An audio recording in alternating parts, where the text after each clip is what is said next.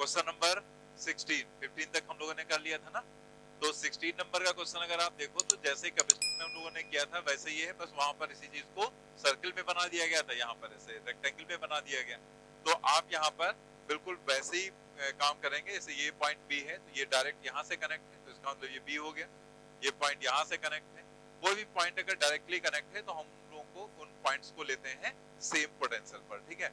तो ये same potential पर हो गया। ये पॉइंट जो है कॉमन है, मतलब ये चारों रेजिस्टेंस पॉइंट से जुड़े हैं, बट ये पॉइंट ना तो ए से जुड़ा है ना ही बी से। इसको ऐसे कुछ मान लेते हैं एक्स। तो अब हमारे पास यहाँ पर हो गए टोटल 3 पॉइंट, ए बीच में एक्स दिखा देंगे और यहाँ पर हो गया, ठीक है।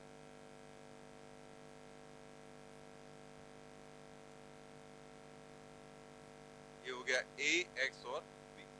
अब आप देखो यहाँ पर ए के जो रेजिस्टेंस पहला वाला है, तो ये ए और एक्स के बीच में जुड़ा हुआ है, तो आप इसको ए और एक्स के बीच में कनेक्ट कर दो। तो यहाँ पर हमने इसको कनेक्ट कर दिया ए और एक्स के बीच में।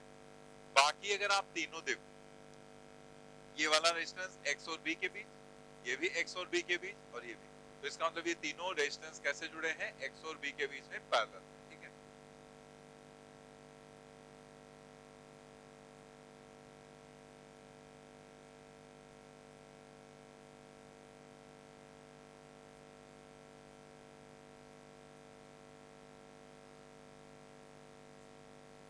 ये हो गई कंडीशन।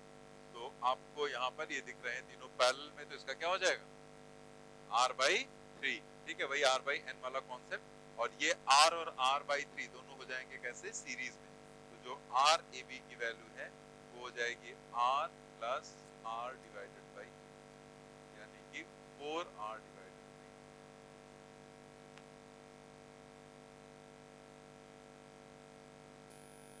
देखो जैसे बाकी क्वेश्चंस में होता है कनेक्शन, वैसे यहाँ पर है, लेकिन एक जगह पर थोड़ा सा डिफरेंट टाइप का दिखाया गया। जैसे यहाँ पर देखो सब जुड़े हुए हैं आपस में, यहाँ पर एक जगह पर ऐसे कर्व में दिखा दिएगा ऊपर, ठीक है, तो उसको जंपर बोलते हैं, ठीक है। यहाँ पर कि ये ऊपर से जंप करके निकल गया, मतलब कि वो यहाँ पर इलेक्ट्रिकली कनेक्टेड नहीं, ठीक है। अगर ऐसे कहीं पर दिखा दिया गया तो उसका मतलब यहाँ पर ये इलेक्ट्रिकली कनेक्टेड नहीं।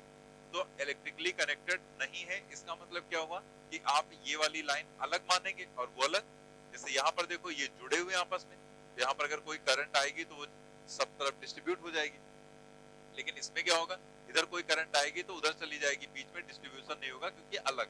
ऐसे समझ लो कि ये वायर है और दूसरा ऐसे उसके ऊपर से निकल गया, ठीक है, तो वो बिना टच किए हुए उसको निकाल दिया गया ऊपर। तो ऐसे ये कनेक्शन को हम लोग बोलते हैं यहाँ पर, या ऐसा जो दिखाया जाता है उसको जंपर बोल देते हैं। तो एक तरह से जैसे होता नहीं, कई बार वायर्स वगैरह होते उलझ जाते हैं तो आप उसको ऐसे खोल के सही कर लेते हैं, तो वैसे समझ लो कि ये वैसे कुछ हो गया, इसके ऊपर चढ़ गया ऐसे, ठीक है। तो आप इसको ऐसे पलट कर ओपन कर दो। तो जब आप ओपन करेंगे तो यहाँ पर इसको ऐसे पलट देंगे, तो हम इसी में दिखा दे रहे हैं, ये हट जाएगा यहाँ से, ठीक। ऐसे आप समझ लो ये उलझ गया था, उसको हमने ऐसे रिवर्स करके ओपन कर लिया, तो फिर क्या होगा, ये यहाँ से जुड़ गया और ये यहाँ से जुड़ गया। अब जब ऐसे जुड़ गया तो ये वाला जो 6 था ये ऊपर चला गया ना, ये 6 यहाँ पर पहुंच गया, और जो 4 ओम था वो नीचे आ गया। वैसे तार ऐसे उलझ गया था, आपने उसको ओपन कर लिया, तो 6 ऊपर 4 यहाँ पर। तो आप यहाँ पर कह सकते हैं कि ये जो 8 एंड 6 है वो कैसे हैं, सीरीज में। तो ये कितना हो जाएगा 14, और ये जो 2 और 4 है ये भी कैसे हैं, सीरीज में। कितना हो गया 6, और 6 और 14 कैसे हैं, पैरेलल। तो जो RAB की वैल्यू हो जाएगी वो 14 इंटू 6 डिवाइडेड बाई, ठीक है। तो यहाँ पर ये 10 लिख देते हैं, ये 7 हो गया, तो कितना 42/10 यानी कि 4.2।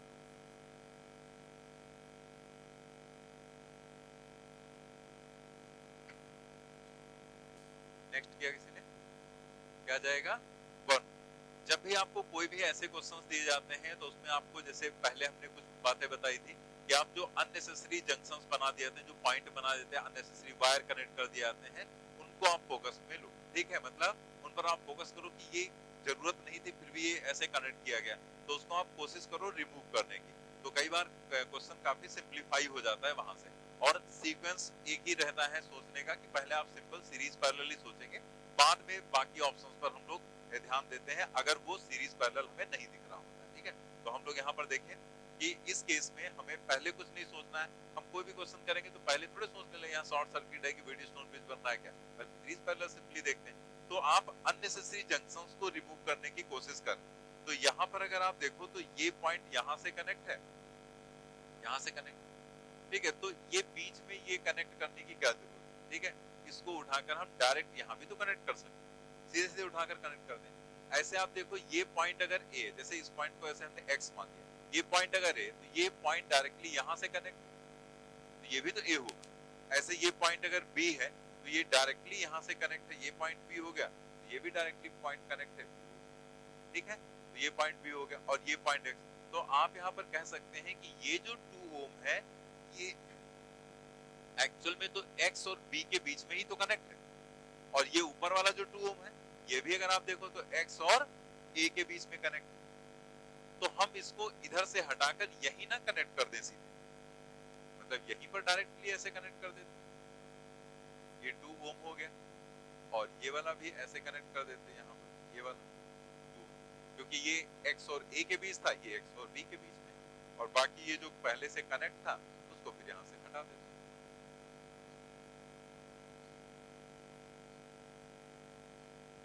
इसकी कोई जरूरत नहीं। तो ये आप दूसरा डायग्राम बना लेते हैं आगे, ठीक है। यहाँ ये हो गया ना, और जैसे ही आपने ये किया फिर तो आपको सब कुछ साफ साफ दिख रहा है ना कि ये दोनों कैसे हैं पैरेलल में, तो इसका क्या हो जाएगा 1, ये दोनों भी यहाँ पर कैसे हैं पैरेलल, क्या हो जाएगा 1, और ये 1 और 1 हो जाएगा 2, और ये 2 और ये 2, पैरेलल में कितना 1। जब पैरेलल में सिमिलर रेजिस्टेंस हो, वैसे तो R1 R2 मान R1 प्लस R2 करते हैं, लेकिन अगर एक जैसे हैं तो क्या करते हैं, जस्ट R by N वाला कॉन्सेप्ट। तो ये दोनों हो जाएंगे 2 और 2 और 2 पैरेलल में है, तो क्या हो जाएगा 1, यानी कि डायरेक्ट लिख सकते हैं RAB की वैल्यू क्या हो जाएगी 1। और किसी को अगर कोई प्रॉब्लम है तो अपना, कोई जरूरी नहीं जो हम ये डायग्राम बना रहे हैं दूसरा इसको बनाए, ठीक है। जिसको अगर समझने में प्रॉब्लम होती है वो लोग चाहें तो 2 ये भी हो गया 2 ए,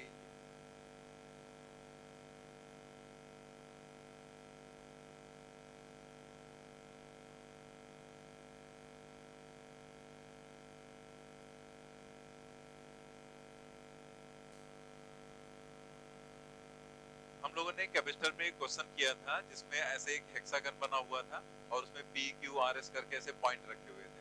तो आपको उसमें कहा गया था रेशियो बताओ कैपेसिटर का, कैपेसिटेंस का, कि P और R के बीच और P और Q ऐसे कुछ दिया गया था ना क्वेश्चन, उसका रेशियो पूछा गया था। तो वहां पर हमने आपको एक तरीका बताया था कि इस टाइप का जब क्वेश्चन होगा तो उसमें आप क्या करेंगे कि आप ये इमेजिन करो कि यहाँ पर बैटरी का कनेक्शन दिया गया और उसी को रेफरेंस मानकर, मतलब उन्हीं पॉइंट को रेफरेंस मानकर आप सीरीज और पैरेलल देखेंगे कौन सीरीज में कौन से पैरेलल में, और फिर आप इक्विवेलेंट निकालेंगे। बिल्कुल ये क्वेश्चन वैसे ही है, AI 50 में पूछा भी गया था। तो यहाँ पर अगर आप देखो तो उसने यहाँ क्वेश्चन में आपसे कहा है कि आप A और B के बीच निकालो और A और D के बीच में निकालो। तो अगर उसने कहा A और B के बीच में निकालो, अब जैसे डायग्राम बदल दिया गया, मान लो ऐसे डायग्राम हम यहाँ पर रेजिस्टेंस हटाकर कैपेसिटर भी तो लगा सकते हैं और वहां पर कैपेसिटर हटाकर रेजिस्टेंस लगा सकते हैं। तो ये क्वेश्चन कैपेसिटर का बन जाएगा और रेजिस्टेंस का बन जाएगा। तो हम लोग यहाँ पर जो भी कंडीशन है जैसे वहां पर किया था वैसे यहाँ करेंगे कि A और B के बीच में है, तो हम लोग ये इमेजिन करें कि A और B के बीच में एक बैटरी हमने कनेक्ट, तो अगर हमने बैटरी कनेक्ट की तो यहाँ से एक करंट चलेगी I, ठीक है। अब ये I करंट यहाँ से अगर चलेगी तो इसको बैटरी में वापस भी आना पड़ेगा, ठीक है। बैटरी की कंडीशन है जितनी करंट निकलेगी उतनी करंट वापस भी जाएगी। तो अगर यहाँ पर उतनी करंट वापस भी आनी है, ठीक है, तो इसका मतलब ये करंट पूरे में डिस्ट्रीब्यूट होकर रिटर्न होकर इसमें आ जाएगी। तो फिर आप सोचो कि इस वाली ब्रांच में क्या कोई करंट जाएगी? बिल्कुल नहीं जाएगी, I = 0, ठीक है। और इस वाली ब्रांच में भी कोई करंट नहीं जाएगी, क्योंकि अगर यहाँ पर करंट गई तो वो वापस कैसे जाएगी, ठीक है, रिटर्न नहीं होगी। तो यहाँ से अगर ये बंद नहीं है तो क्लोज नहीं है तो वापस आ ही नहीं सकती करंट। तो इसका मतलब अगर वापसी का रास्ता नहीं है तो फिर जाएगी नहीं करंट। वैसे इसमें कुछ लोगों को प्रॉब्लम होती है, कहते हैं नहीं यहाँ से यहाँ तक तो जाना चाहिए, ठीक है। तो यहाँ जाएगी तो क्या ऐसे थोड़े कि यहाँ जाएगी फिर झाँक कर देख कर चले कूदे कि ना कूदे और फिर रिटर्न वापस आ गए, ठीक है, कि भाई कूदेंगे नहीं वापस आते, तो ऐसा तो होगा नहीं। करंट अगर जाएगी तो वो उसी रास्ते से वापस नहीं आ सकती है, ठीक है, कोई क्लोज लूप होना चाहिए। तो इसका मतलब करंट का अगर क्लोज लूप नहीं बनना है, आगे रास्ता बंद है नहीं है यहाँ पर, मतलब इस तरह से क्लोज नहीं है, तो करंट उस ब्रांच में एंटर ही नहीं करे। इसका मतलब ये रेजिस्टेंस बेकार, ये रेजिस्टेंस बेकार। भाई रेजिस्टेंस लगाया गया है करंट के लिए, पोटेंशियल डिफरेंस के लिए, तो जब वहां कोई करंट ही नहीं है, कोई पोटेंशियल डिफरेंस ही नहीं है, तो उस रेजिस्टेंस का कोई मतलब नहीं है। तो ये दोनों रेजिस्टेंस यहाँ पर बेकार हो गए। तो अब अगर ये दोनों बेकार हो गए तो इन दोनों को हटाओ और फिर आप यहाँ पर इसका डायग्राम बना लो। एक ये हो गया 10,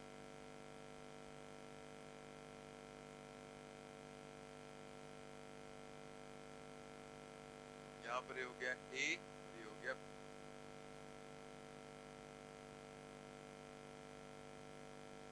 ठीक। जो बेकार वाले थे उनको हमने हटा दिया। अब जैसे ही आपने बेकार वाले हटाए, आपको तुरंत यहाँ पर क्लियर हो गया कि ये जो तीनों हैं ये कैसे हैं, सीरीज में कितना हो जाएगा 30, और फिर ये 30 और ये 10 पैरेलल में होंगे, तो पैरेलल में होंगे तो उसका एक इक्विवेलेंट आ जाएगा, और फिर ये 10 और ये दोनों पैरेलल में और ये 10 सीरीज में आ जाएंगे। मतलब हमें अलग से फिर डायग्राम बनाने की जरूरत नहीं, हम डायरेक्ट लिख सकते हैं कि जो RAB की वैल्यू होगी वो 10 होगी, प्लस इन दोनों को पैरेलल में है तो ऐसे जोड़ेंगे 10 into 30 डिवाइडेड बाई 10 plus 30, ठीक है। ये पैरेलल वाले जोड़ दिए और प्लस इसके बाद ये, तो ये तीनों जो आएंगे वो सीरीज में, ये और ये पूरा कैलकुलेशन, और ये तो यहाँ पर ये क्या आ गया। अब आप देखो ये जो है यहाँ पर, ये नीचे 40 आ जाएगा ना, और ऊपर क्या आ जाएगा 300, तो 300/40 मतलब 30/4, और 30/4 मतलब 7.5, तो इसका मतलब कितना आ जाएगा 27.5।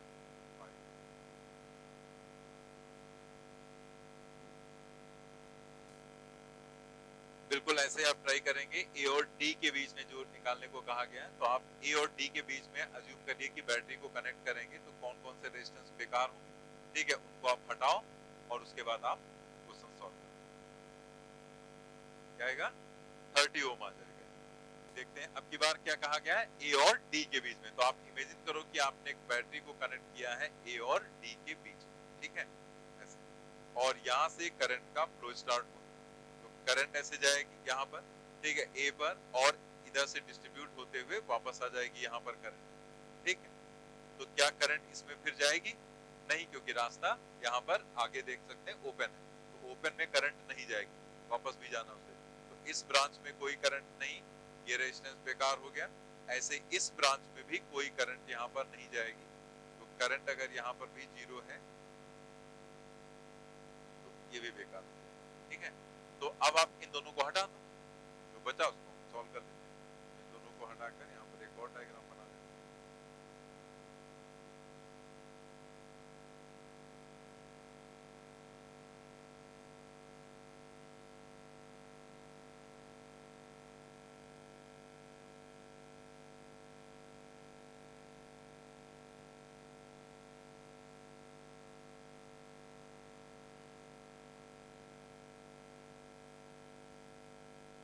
ये हो गया ना। तो आप यहाँ पर देखो कि ये दोनों जो है ये सीरीज में हो गए, ये दोनों कैसे हो गए 20 ओम,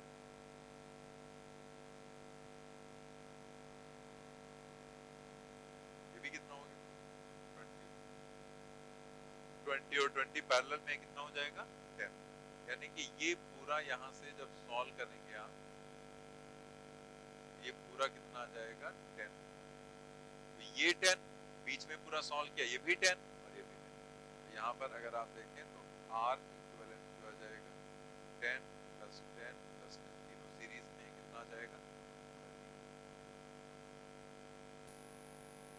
नेक्स्ट देखते हैं, in the circuit the potential difference across PQ will be nearest to, PQ के अक्रॉस आपको पोटेंशियल डिफरेंस बताना है, यहाँ पर क्या हो जाएगा, ठीक है।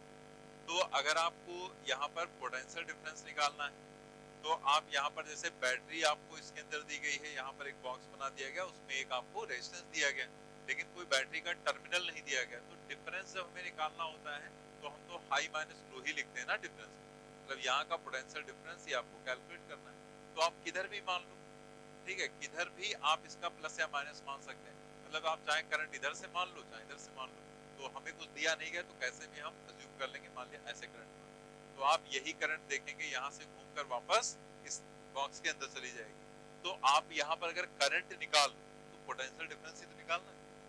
V इक्वल टू क्या होता है आई आर, रेजिस्टेंस उसने पहले से बता दिया इतने पार्ट का क्या है 20 ओम, बस एक करंट आपको मिलेगी। और करंट आपको कैसे मिलेगी, आप यहाँ पर लिख सकते हैं I equal to V divided by R equivalent, ठीक है। V की वैल्यू आपको दी गई है 40, अब R इक्विवेलेंट सारे सीरीज में तो जुड़े हुए, तो यानी कि ये हो जाएगा 100 प्लस वो दूसरा वाला भी 100, फिर प्लस 80 एंड प्लस 20,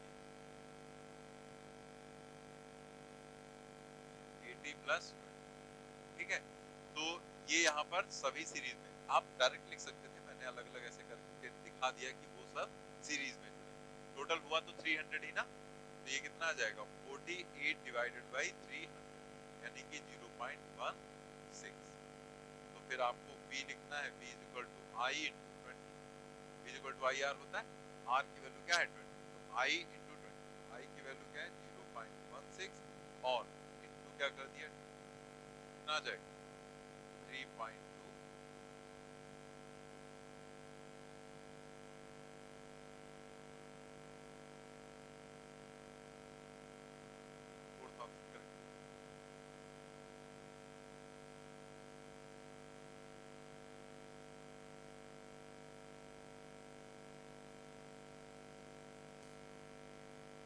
बिल्कुल ऐसा ही क्वेश्चन नेक्स्ट है 21 नंबर, total current supply to the circuit by the battery is, क्या है थर्ड ऑप्शन आ जाएगा। बिल्कुल वैसे ही है केस, जैसे यहाँ पर ऐसा डायग्राम दिखाया गया, आपने क्या किया इक्विवेलेंट निकाला और I equal to V upon R equivalent किया, वैसे उसमें आपको इक्विवेलेंट निकालना है और बैटरी आपको दी गई है, आप यहाँ पर भी वैसे ही बिल्कुल करंट निकाल सकते हैं कि यहाँ से करंट कितनी चलेगी, ठीक है। तो आप यहाँ देख सकते हैं कि ये वाला और ये वाला पॉइंट डायरेक्टली कनेक्ट है ना, मतलब आप ये इमेजिन कर लो, कोई जरूरी नहीं कि बार बार डायग्राम में होना, ये इमेजिन कर लो कि ये यहाँ से जुड़ा हुआ है, तो फिर 2 और 6 कैसे हो जाए, पैरेलल में हो जाएंगे।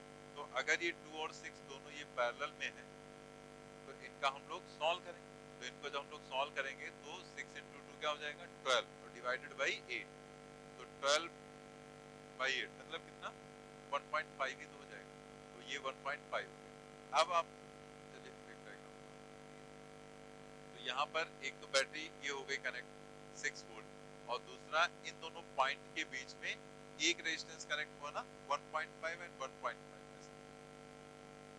1.5 और एक ये 1.5 दूसरा, और इनके बीच में एक कितना ये कनेक्ट है 3 ओम। तो अगर आप इन दोनों को ऑब्जर्व करो तो ये भी तो 3 ओम, ये भी कितना हो गया 3 ओम, समझ में आया ना कि अगर आप ये पॉइंट यहाँ देखो, ये पॉइंट, ये दोनों तो एक ही पॉइंट है, तो ये 1.5 है, तो ये 1.5 और ये 1.5 डायरेक्टली जुड़े हुए हैं, तो यहाँ जोड़ दिया गया और इन्हीं दो पॉइंट के बीच में ये 3 ओम भी जुड़ा हुआ है। अब आप यहाँ पर देखो ये 3 और 3 कैसे हो गए पैरेलल, इसका मतलब यहाँ पर अगर आप R इक्विवेलेंट निकालो तो 3/2 वही R बाई N वाला लगेगा ना, तो 3/2 मतलब 1.5, तो जो यहाँ पर करंट हो जाएगी, यहाँ से जो करंट चलेगी वो क्या हो जाएगी V डिवाइडेड बाई R, ठीक है। V का मतलब 6 और यहाँ पर 1.5 आ जाएगा 4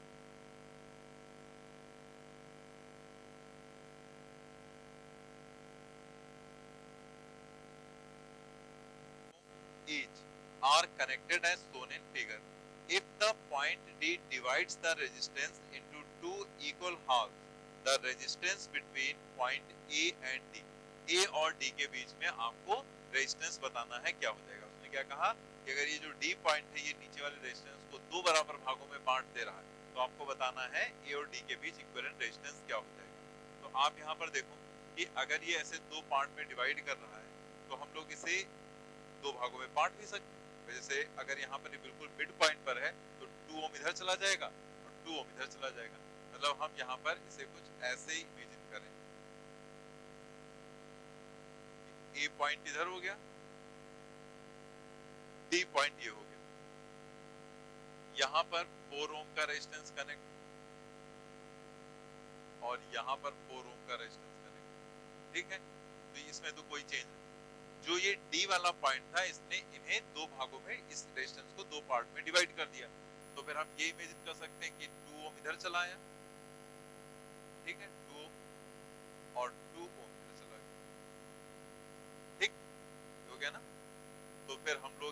क्या कर सकते हैं, इन दोनों को जोड़ सकते हैं, सीरीज में दिख रहे हैं तो हो जाएगा कितना 6 ओम। ये दोनों भी सीरीज में है, यहाँ पर कितना हो जाएगा, और 6 और 6 कितना 3 ओम आ जाएगा। आर इक्विवेलेंट हो जाएगा 6/2, वही R/N कितना आ जाएगा।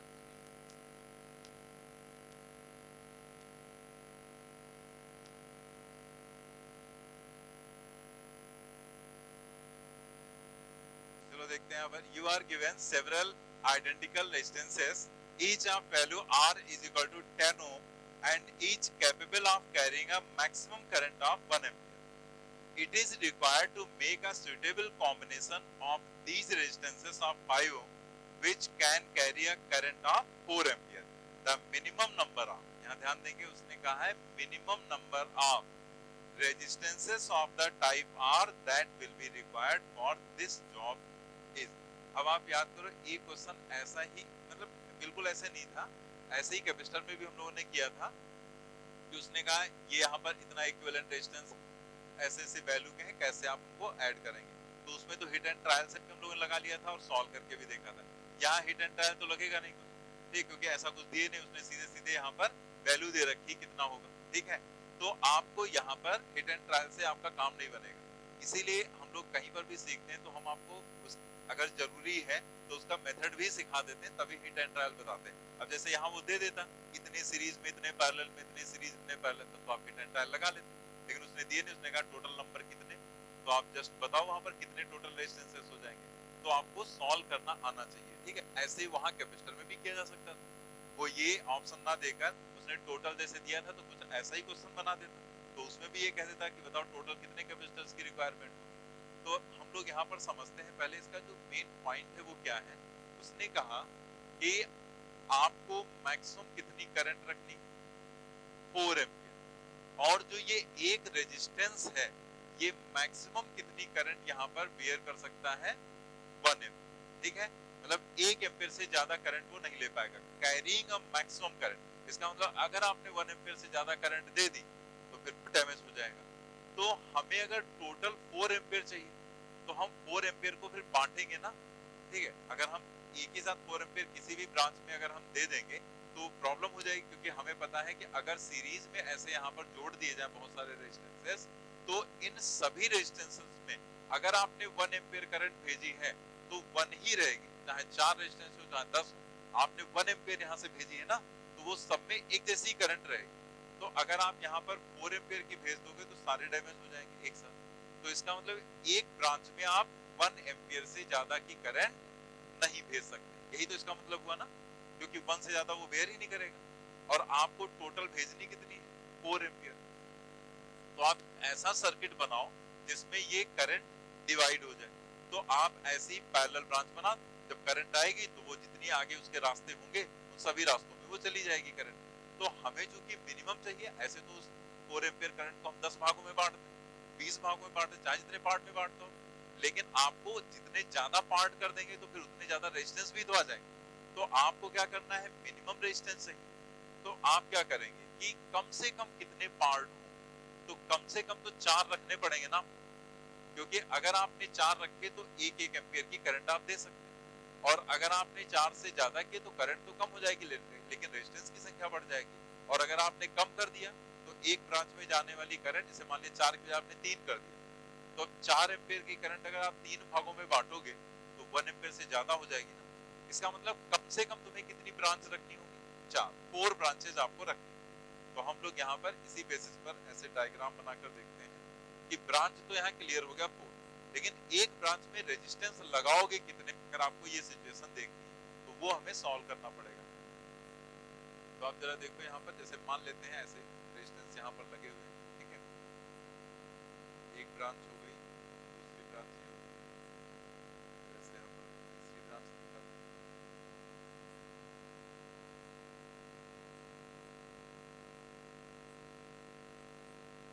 ये 4 ब्रांच हो गई, ठीक है।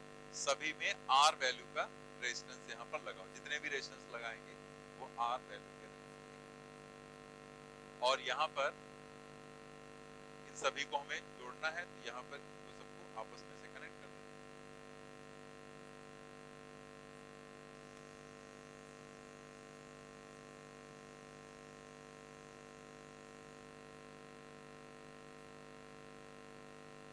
एम्पेयर की करंट हमने भेज दी। अब क्या होगा, क्योंकि हम सब में बराबर रेजिस्टेंस लगाएंगे तो इसलिए किसी में कम ज्यादा करंट होने का सवाल ही नहीं उठता। सभी में, जैसे आप इमेजिन कर लो कि ये आर की वैल्यू दी गई है 10, एक सभी के 10 ओम के रेजिस्टेंसेस रहेंगे, और एक ब्रांच में आप इमेजिन कर लो कि हमने कितने रेजिस्टेंसेस लगाए, एन।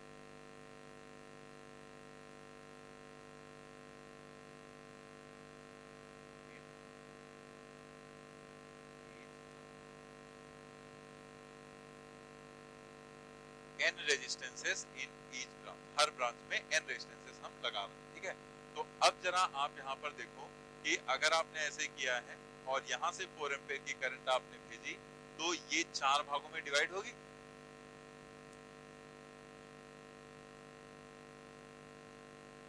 बढ़िया कर। आज क्या बात है, आज पहले बैच वाले गाना बजा रहे थे, कोई खास, कोई चॉकलेट डे, रोज डे, कुछ ऐसा त्योहार, ऐसा कुछ नहीं यार, ऐसे ही फर्जी।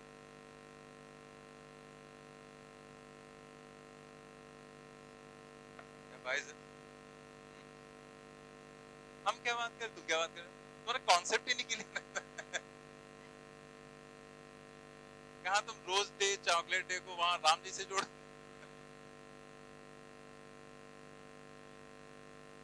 गाना वही ये, क्योंकि हमें ज्यादा सुनाई नहीं पड़ा, बस धुन अच्छी लग रही। चलो खैर कोई बात नहीं, अच्छी बात, लाइफ अच्छी रहती। तो यहाँ पर जो है 4 भागों में बढ़ गई करंट, ठीक है, 1 एम्पियर। अब ये जो भी यहाँ पर करंट है ये टोटल 4 एम्पियर में डिवाइड कर लिया, और किसी भी ब्रांच में करंट यहाँ पर 1 एम्पियर से ज्यादा नहीं जा रही है, इसका मतलब कोई भी रेजिस्टेंस डैमेज नहीं होगा, ठीक है।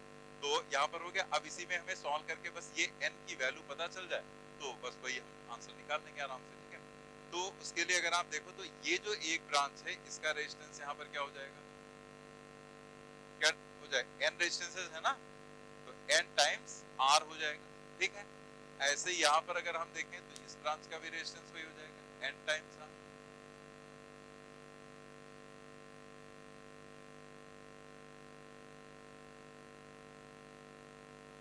हर ब्रांच का रेजिस्टेंस n टाइम्स r, और ये सभी जो है ये कैसे हैं, पैरेलल में।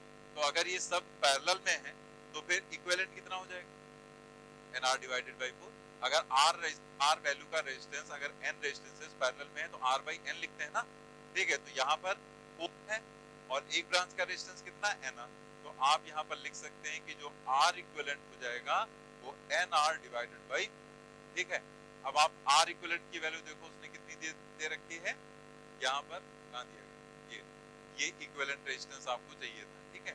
तो 5 ओम, तो यहाँ पर हमने इसकी जगह रख दिया 5, n हमें निकालना है, और ये जो r है वो 10 दिया गया, और ये डिवाइडेड बाई क्या हो गया, तो n is equal to 20 divided by 10, that is, ठीक है। तो यहाँ पर एक ब्रांच में सिर्फ आपको कितने, 2 रेजिस्टेंस आपको यहाँ पर लगाने, और टोटल ब्रांच है कितने, 4, तो कितना हो गया 4 इंटू 2 मतलब, ठीक है भाई, एक ब्रांच में 2 तो 4 ब्रांच में 4 इंटू, तो टोटल 8 यहाँ पर आ जाएगा।